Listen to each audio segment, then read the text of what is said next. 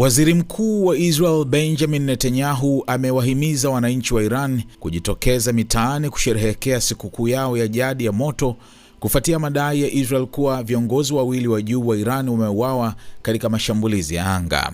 Akizungumza kutoka katika kituo cha uongozi wa jeshi la anga mjini Tel Aviv, Netanyahu alisema mashambulizi hayo yamelenga viongozi wakuu wa Iran, akiwataja Ali Larijani pamoja na kamanda wa kikosi cha Basij Gholamreza Soleiman. Katika saa 24 zilizopita tumewaondoa viongozi wawili wakuu wa kigaidi wa utawala huu, alisema. Netanyahu aliwahimiza wa Iran kusherehekea Shahrashanbe Suri, sikukuu ya jadi ya moto inayoadhimishwa kabla Nowruz. Hii inalenga kuwapa nafasi watu jasiri wa Iran kusherehekea sikukuu ya moto, alisema. Sikukuu hiyo mara nyingi huambatana na maandamano kuipinga serikali, kwani utawala wa Iran huiona kama sherehe isiyo ya kidini. Netanyahu pia alitoa salamu kuelekea Nowruz, mwaka mpya wa Kiajemi unaoanza Ijumaa jioni. Sherehekeni na heri ya Nowruz, alisema.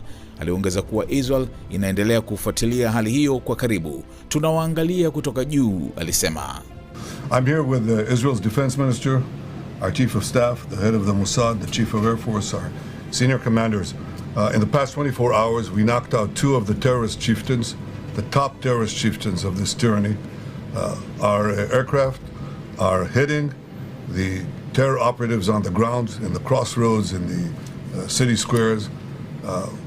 This is meant to enable the brave people of Iran to celebrate the Festival of Fire. So celebrate and Happy Nowruz. We're watching from above.